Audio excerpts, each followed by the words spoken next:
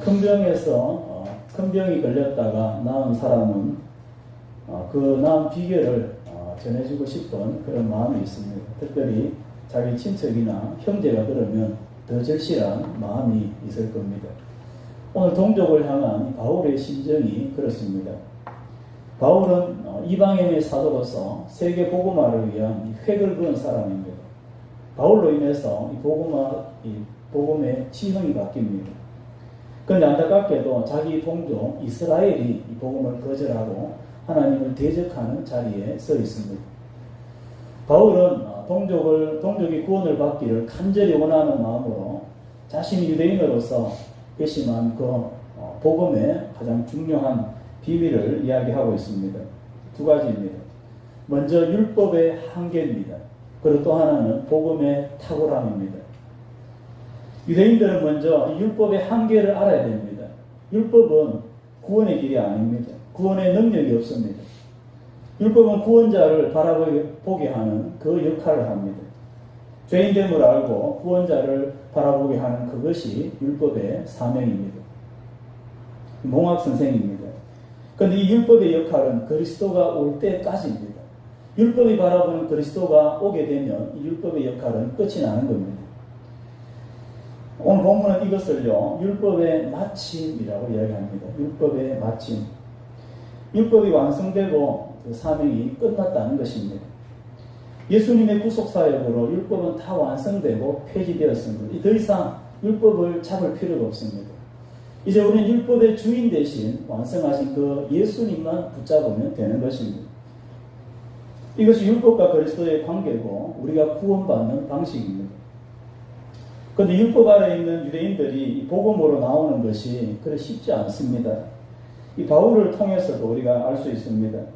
이 바울은 유대교의 이 율법 중심 사회에 깊이 빠져 있었습니다. 하나님이 강권적으로 끄집어내실 때까지 나오지 못했습니다. 엄두를 내지 못했습니다. 이 율법의 높이입니다. 2절, 3절. 내가 증언하노니 그들이 하나님께 열심히 있으나 올바른 지식을 따른 것이 아니니라. 하나님의 의를 모르고 자기 의를 세우려고 힘써 하나님의 의에 복종하지 아니하였느니라. 자, 누구 이야기하고 있습니까? 자기 이야기하고 있습니다. 그 심전에 자기 이야기를 하고 있는 것입니다. 그런데 이 동일한 옆에 자기 동족이 지금 빠져 있는 겁니다. 이 바울이 말하는 이 율법주의자들의 무서운 함정이 두 가지 있습니다. 하나는 하나님을 향한 열심입니다. 그리고 또 하나는 자기 의입니다. 율법주의자들은 하나님을 향한 열심이 있습니다. 이단들도요, 이 열심이 있습니다. 엄청난 열심입니다. 사도행전에 보면 이 회심전 바울의 열심이 소개되는데 이 열심 때문에 열리를 제쳐놓고 이 교회를 핍박합니다. 예수 믿는 사람들을 핍박하고 죽이려 하고, 그리고 이 스데반의 순교 때에 가장 앞장서서 이 죽음의 증인이 됩니다. 내가 책임지겠다 이 말입니다. 사도행전 7장 58절에 성 밖으로 내치고 돌로 칠세 증인들이 옷을 벗어 사울이라 하는 청년의 발 앞에 두니라. 8장 1절 사울이 그가 죽임당함을 마땅히 여기더라. 3절 사울이 교회를 잔멸할세 각 집에 들어가 남녀를 끌어다가 옥에 넘기니라. 9장 1절 사울이 주의 제자들에 대하여 여전히 위협과 살기가 등등하여. 율법에 열심히 있었던 바울 삶의 전성기입니다. 열심히 크면 클수록 교회를 핍박하고 복음의 대적이 되고 하나님과 더 멀어져 버렸습니다. 그러나 바울은요, 그렇게 생각하지 않았습니다. 자기는 지금 가장 충성된 하나님의 일꾼으로서 하나님의 의를 행하고 있다, 그렇게 생각을 했습니다. 오늘 이 본문에 보면요, 자기 의라는 그런 단어가 나옵니다. 그런데 바울이 이전에는 이 자기 의라는 표현을 쓰지 않았습니다. 율법의 의, 율법의 행위 이렇게 했습니다. 이 자기 의라는 표현은요, 하나님을 향해서 열심을 가진 이 바울에게는 아주 수치스러운 그런 표현입니다. 하나님께만 충성하는 자가 자기 의를 가진다는 것은 하나님에 대한 이 불충이고 반역인 것입니다. 그런데 바울이 회심한 이후에 이전에 자신이 하나님의 의라고 여겼던 그걸 보니까 자기 의더라는 것입니다. 한마디로 그 이전의 충성이 다 실패했고 헛수고라는 것입니다. 이게 자기 의입니다. 자기 의는 하나님의 의와 결코 같이 갈 수 없습니다. 성도 여러분, 율법에 가장 충성스러웠던 이 바울의 실패는요, 율법주의의 실패의 상징이 됩니다. 하나님의 하나님과 구원을 향한 율법의 모든 이 시도는요, 결국 이 바울의 시행착오를 벗어나지 못하는 것입니다. 이 태생적인 한계입니다. 율법 안에서 인생이 구하는 것은 하나님의 의가 아니라 하나님을 대적하는 자기 의입니다. 성도 여러분, 제가 이렇게 말씀드린다고 해서 율법에 대해서 너무 알레르기 반응을 볼 필요 없습니다. 율법은 악하고 나쁘거나 그렇지 않습니다. 율법은 좋은 것입니다. 하나님께서 그리스도가 오기 전에 자기 백성을 위해서 하나님과 교제하는 방편이고 또 그 즐거움을 누리는 그런 도구입니다. 그런데 문제가 무엇입니까? 죄입니다. 죄. 타락한 이 죄된 인간의 본성입니다. 이 죄로 인해서 인간이 온전히 율법을 순종할 수 없습니다. 그리고 또 순종을 하면 그게 또 자기 의가 되는 것입니다. 바리새인들이 대표적입니다. 율법을 가장 완벽하게 지키는 사람들, 하나님을 가장 잘한다고 하는 사람들입니다. 그러나 실제는 예수님이 제일 싫어하는 부류입니다. 그리고 제일 많은 책망을 들었던 그 부류가 바로 유대인들입니다. 바리새인들입니다. 이 율법의 한계입니다. 율법을 더 붙들수록 더 죄인이 되고 하나님과 더 멀어지는 것입니다. 이 타락한 본성이 남아있는 동안 이 율법은요, 결코 구원의 어떤 대안이 될 수 없는 것입니다. 성도 여러분, 이 율법주의는요, 이제 외형적으로 예수님이 오심으로 다 폐지가 되었습니다. 그러나 실상요, 여전히 이 율법주의가 우리의 신앙생활에 삶에 그대로 남아있다는 것입니다. 자기 의라는 그 이름을 가지고 전수되고 있습니다. 신앙 전반에 깊이 뿌리를 내리고 있습니다. 성도 여러분, 왜 유대인들이 이 율법주의를 쉽게 벗어버리지 못할까요? 왜 신앙인들이 교회 시대에도 여전히 이 율법의 의를 자꾸 추구하고 있을까요? 이 율법주의는요, 육체 친화적이기 때문입니다.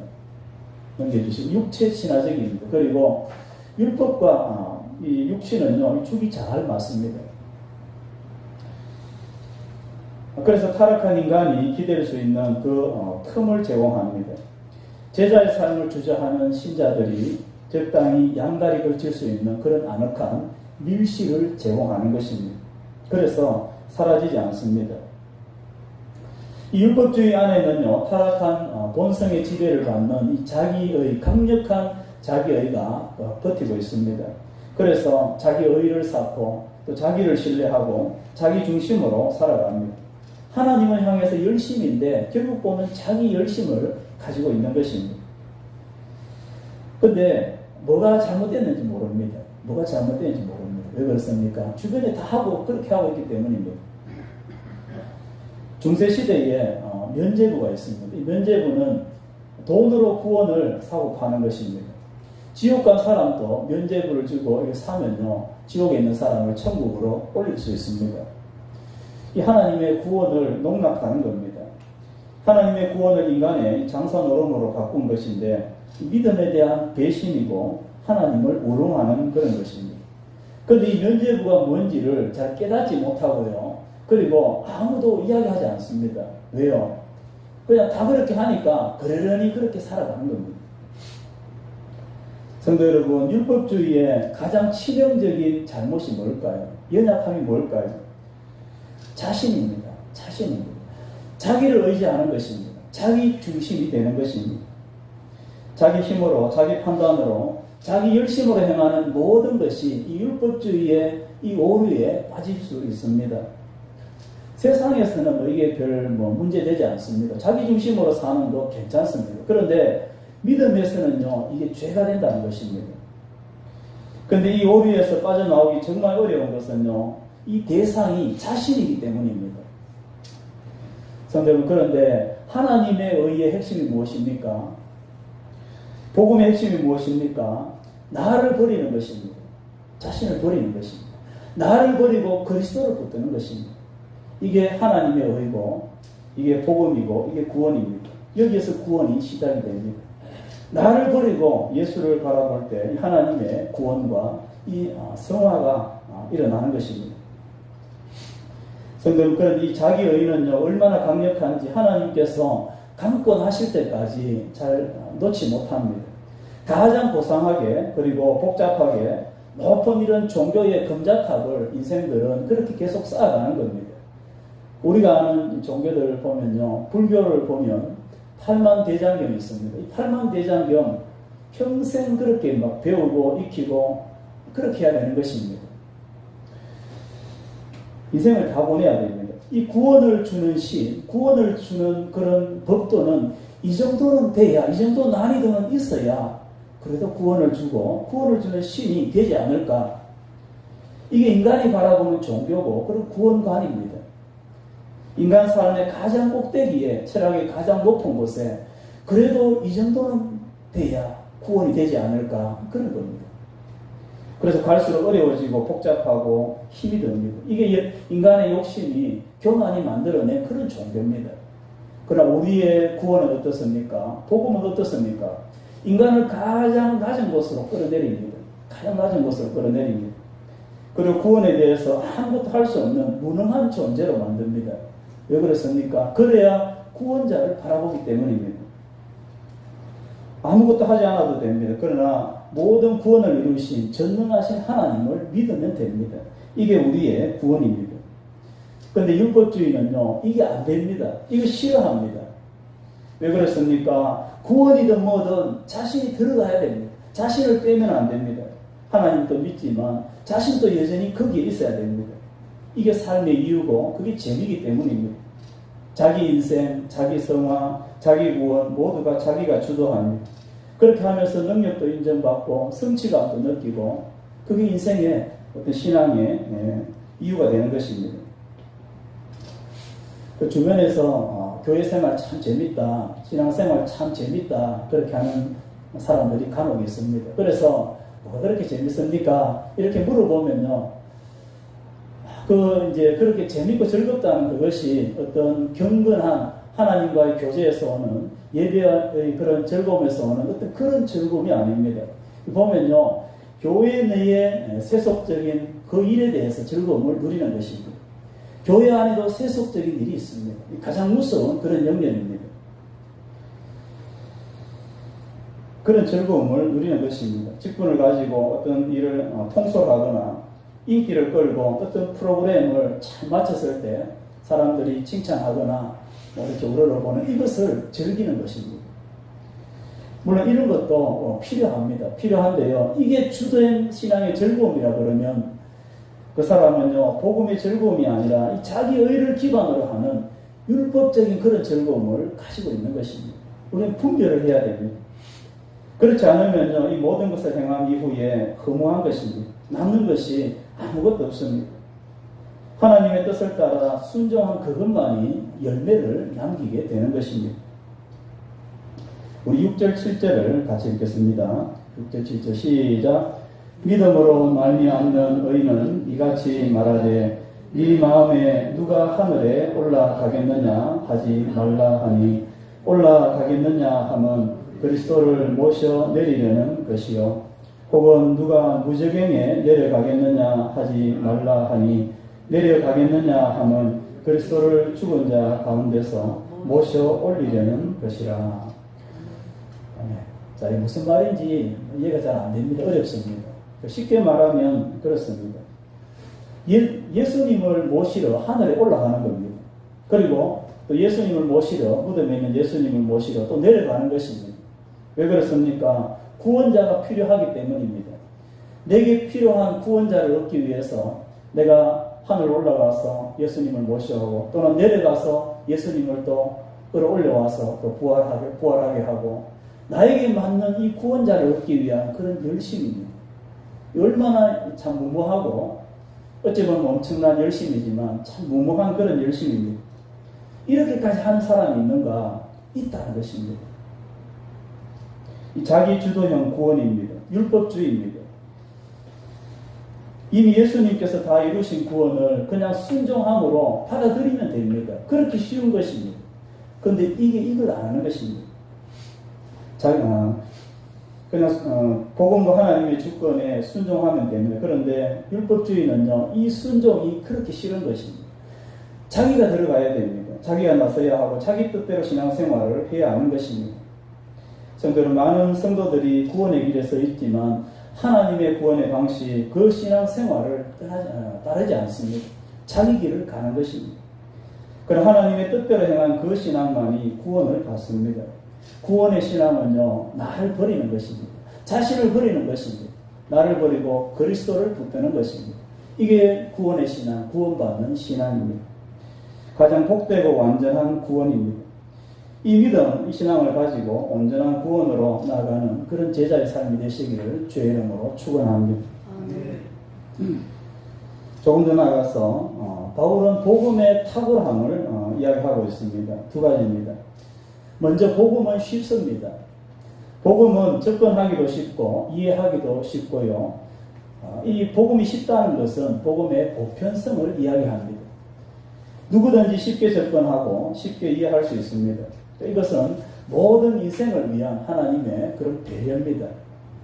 우리 9절 10절 같이 읽겠습니다. 9절 10절 시작. 네가 만일 내 입으로 예수를 주로 시인하며 또 하나님께서 그를 죽은 자 가운데서 살리신 것을 네 마음에 믿으면 구원을 받으리라. 사람이 마음으로 믿어 의에 이르고 입으로 시인하여 구원에 이르느니라. 아멘. 우리가 예수를 입으로 시인하고 주로 시인하고 예수님의 부활을 믿으면 우리는 구원을 받습니다. 복음을 듣는 자의 마음에 예수님의 죽음과 십자가와 부활이 믿어지면요, 부활이 믿어지면 마음에 받아들여집니다. 이것은 속에서 내적인 거듭남이 일어나는 것이고 칭의를 받는 것입니다. 이것은 성령께서 우리 속에 행하는 역사입니다. 그런데 온전한 구원이 되기 위해서는요, 여기서 우리의 입술의 고백이 있어야 됩니다. 입술의 고백이, 이것은요, 공적인 신앙 고백을 말합니다. 교회 앞에서 내가 예수를 주로 받아들이고, 그리고 이 하나님의 백성답게 살아가겠습니다라는 결단을 말합니다. 이 신앙 고백은요, 구원의 외적인 그런 표지로 볼 수 있습니다. 마음으로 믿어 의에 이르고, 마음으로 믿어 의에 이른다.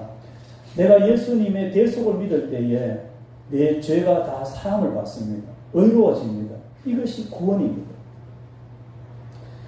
성도는, 그런데 우리가 기억해야 할 것은요, 마음의 믿음과 이 공적인 신앙 고백은 같이 가는 것입니다. 내가 구원받는 것은 개인적으로 구원받는 것도 되겠지만 동시에 공동체의 그런 공동체의 일원이 되는 것입니다. 내가 구원을 받는 것은 하나님의 자녀로 인정을 받는 것이지만 동시에 하나님의 몸된 교회의 지체가 되는 것입니다. 이 몸의 한 세포가 되는 것입니다. 세포는 떨어지면 죽는 것입니다. 내 구원은요, 항상 교회에 속한 내 구원입니다. 물론 이 교회는 보이는 이런 지역교회가 아니라 이 모든 보편교회를 의미하는 것입니다. 나는 구원받았는데 나는 교회에는 속하지 않는다, 이런 것은 있을 수가 없는 것입니다. 그래서 교회는요, 내 구원과 직결됩니다. 내가 지금 이 효제교회에 속해 있다는 것은 내가 보편교회에 속해 있다는 그런 정표도 되는 것입니다. 우리가 계시록에 보면요, 교회를 예수님의 신부로 비유하고 있습니다. 이 교회는 예수님의 신부입니다. 그런데 이 신부라고 할 때 내 개인을 이야기하는 것이 아니라 이 전체 교회를 의미하는 것입니다. 교회가 예수님의 신부입니다. 우리는 언제나 교회에 속해 있을 때 그리스도의 신부로 불릴 수 있습니다. 머리 대신 예수님 아래에 있어야 우리가 성도로 불릴 수가 있는 것입니다. 무교회주의자들이 있습니다. 예수를 믿지만 나는 교회는 가지 않는다는 것입니다. 예수 믿고 구원받으면 되지 굳이 교회까지 가서 그렇게 할 필요 있느냐. 특별히 교회에서 상처를 받거나 어떤 일로 인해서 가지 않는 사람들이 있습니다. 이 가난한 교인들이 요즘 많이 있습니다. 자, 그러나 이것은 비정상적인 상태입니다. 부득이한 사정으로 인해서 잠시 교회를 떠날 수 있지만요, 빨리 지역 교회로 들어와야 됩니다. 그래야 정상적인 그리스도의 몸의 지체로서 하나님의 자녀로서 불려질 수 있습니다. 교회를 떠나는 것은요, 믿음에서 떠난 것입니다. 출교입니다, 출교. 13절에 누구든지 주의 이름을 부르는 자는 구원을 받으리라. 요엘서 2장의 마지막 날에 누가 구원을 받을 것인가? 이 질문에 대한 그런 답변입니다. 주의 이름을 부르는 자는 구원을 받을 것이다. 어떤 민족이나 어떤 종족 상관없습니다. 예수의 이름을 부르면 그 사람은 구원을 받습니다. 우리가 이 주라고 불리는 이 단어는요, 헬라어로 퀴리오스라는 단어인데, 우리가 주라고 할 때는 우리는 별 부담감이 없습니다. 그냥 주라고 부를 수 있습니다. 그러니까 예수님 시대만 해도 이 주라고 부르는 것은 황제를 대해서 그렇게 부르는 호칭입니다. 그런데 황제 외에 다른 누구에게 이 주라는 호칭을 쓰면요, 그건 반역이 되는 것입니다. 그건 죽음이 되는 것입니다. 그래서 우리가 예수를 주로 고백한다는 것은요, 그냥 호칭으로 그냥 부르는 것이 아니라 내 생명과 내 인생을 걸고 그렇게 부르는 것이 바로 예수를 주라고 부르는 것입니다. 이 신앙 고백입니다. 이것이 우리가 가지고 있는 이 신앙 고백의 무게입니다. 그런데 어떤 이들은요, 이 주라고 고백하는 것에 대해서 가볍게 생각하는 경우가 있습니다. 전도할 때 보면 그 사형리, 조그마한 사형리 있는데 이걸 이제 읽어주고 또 영접 기도도 하고 그렇게 하는데, 이 영접 기도할 때 보면 이제 예수를 주로 이제 고백하는 그런 문구를 이제 따라 읽습니다. 그렇게 따라 읽고 나면은, 당신은 구원을 받았습니다. 하나님의 백성입니다. 자, 물론 진심으로 그렇게 했으면요, 맞습니다. 그러나 그렇지 않을 수도 있습니다. 우리가 신앙 고백하는 것은요, 그렇게 가벼운 것이 아닙니다. 우리 인생과 생명을 담아서 하는 그것이 바로 신앙 고백입니다. 성도는 그러나 진정으로 주의 이름을 부른다면 누구든지 믿음으로 구원을 받습니다. 하나님께서는 우리에게 믿음 외에는 어떤 것도 요구하지 않으셨습니다. 유대인이든 헬라인이든 주인이든 종이든 차별이 없습니다. 똑같습니다. 누구든지 주의 이름을 부르면 구원을 받는다, 이렇게 말씀합니다. 마트 중에요, 대형 마트 중에 그 회원제로 운영하는 그런 마트가 있습니다. 코스트코라는 그런 마트가 있습니다. 가보신 분도 계실 텐데, 원래 미국에 있었는데 한국으로 들어온 지도 제법 됐습니다. 저도 이제 그 회원제인데 한 50불 정도, 한 5만원, 6만원 정도 올랐을 수도 있습니다. 그래, 회원제를 해서 마트에 이렇게 갔는데, 물건도 이렇게 사고 했는데, 이게 기간이 만료된 거를 깜빡해버렸습니다.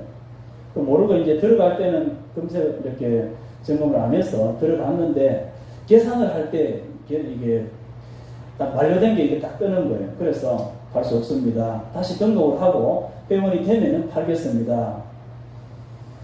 이제 가난한 유학생이 돈도 없고 1년에 한 번 서너 번 이렇게 가는데, 이거 물건보다 더 비싼 이 회원권을 하려니까 마음에 내키지 않는 거예요. 그래서 그냥 그 이후로 다시 가지 않았습니다. 그래서 보일 때마다 마음이 불편한 거예요. 차별하는 마트 이런 식으로. 물론 그렇지 않습니다. 제 개인적인 그런 경험입니다. 성도는 하나님께서 우리의 구원을 회원제로 그렇게 운영을 하셨다면 어떻게 되었을까요? 이 믿음 외에 그 다른 어떤 조건을 걸었다면 우리는 거기에 포함이 될 수 있겠습니까? 우리는 세상에서 제일 큰 미국이라는 나라에 포함되지도 못합니다. 인구 절반이 수도권에 가 있는데 거기에 있지도 않습니다. 인물로 이렇게 봤다면 아마 저도 포함이 되지 못할 수 있습니다. 그런데 하나님께서는요, 그렇게 하지 않으셨습니다. 누구든지 주의 이름을 부르면 구원을 주시겠다고 약속하십니다. 오직 믿음으로 하나님께서 구원의 길을 여신 것은요, 모든 사람을 향한 하나님의 사랑과 하나님의 배려입니다. 하나님은 우리의 구원에 있어서 믿음 외에 어떤 것도 요구하지 않습니다. 그래서 이방인이었던 우리가 담대하게 예수 이름을 의지하고 제사장만 나아갈 수 있는 그 하나님의 존전 앞에 우리가 나아갈 그런 자격을 얻게 된 것입니다. 마지막으로 바울은요, 복음이 어떻게 전달되는가를 이야기하고 있습니다.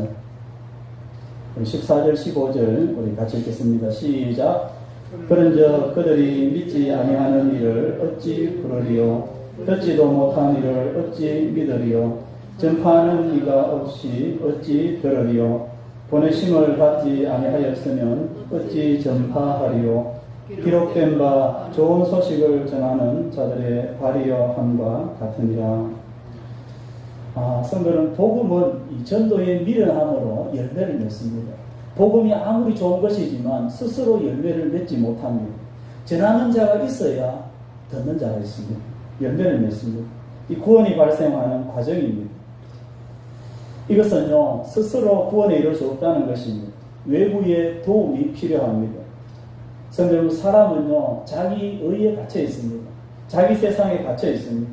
견고한 자기의 사상과 철학과 신념에 갇혀 있습니다. 전도하다가 이야기를 해보면요, 아무리 이렇게 이야기를 해도 자기가 알고 있는 그 지식, 그 경험, 그것만 딱 생각하고 넘어가면요, 딱 닫아버립니다. 전혀 듣지 않습니다. 어떤 할머니는 교회 좀 오라고 이렇게 하니까 자식들이 절에 가서 못 온답니다. 어떤 사람은요, 시댁이 불교 집안이라서 못 옵니다. 그분이 80이 넘었는데 시댁에 다 돌아가셨거든요. 그럼 오시면 되겠네요. 그렇게 하니까 자기 이제 그 종교를 자기가 이끌어 가야 되는데 이제 믿음이 아니고 어떤 신념입니다. 신념. 스스로 여기에 늪에서 빠져나올 수 없는 것입니다. 우리가 복음의 망치를 가지고 끊임없이 두들기면요, 이것이 금이 가고 끼어지는 것입니다. 성도 여러분, 전도는 복음 전파의 탁월한 도구입니다. 우리는 우리의 삶을 통해서 복음을 드러내야 되겠지만 입을 열어서 복음을 전해야 됩니다. 우리의 삶을 통해서도 되겠지만 우리는 연약함이 있고요, 미련함이 있습니다. 그래서 때로는 집어넣어줘야 됩니다. 집어넣어줘야 그것이 듣고 열리는 것입니다. 전도라는 것은 미련한 겁니다. 오늘 본문도 그렇게 이야기하고 있습니다. 일상생활하고 있는데 즐겁게 잘 이야기하고 있는데 갑자기 교회 이야기를 하고 예수 이야기하고 이렇게 하면요, 분위기 썰렁해지고 이상한 사람으로 그렇게 취급받는 겁니다. 그래서 이야기 안 하는 겁니다. 그러나 놀라운 것은요, 이 미련한 전도에 복음의 능력이 나타난다는 것입니다. 고린도전서 1장 21절에 하나님의 지혜에 있어서는 이 세상이 자기 지혜로 하나님을 알지 못하므로 하나님께서 전도에 미련한 것으로 믿는 자들을 구원하시기를 기뻐하셨도다. 이 미련한 전도를 통해서 복음의 능력이 나타나서 생명의 열매를 맺고 구원받는 자들이 나온다는 것입니다. 내 능력 아닙니다. 복음의 능력입니다. 이 복음의 능력이 없으면요, 내 책임 아닙니다. 그건요, 하나님 책임입니다. 하나님이 무능해서 그런 것입니다. 그러나 복음을 전하지 않으면요, 그건 내 책임입니다. 우리의 말씀대로 이 미련한 복음을 전해주면 되는 것입니다. 그러면 그 나머지는 하나님이 알아서 하시는 것입니다. 성도는 아무리 똑똑한 말로 논리를 해도 세상을 설득할 수 없습니다. 그들을 구원에 이르게 하고 구원을 주거나 하나님을 보여줄 수도 없습니다.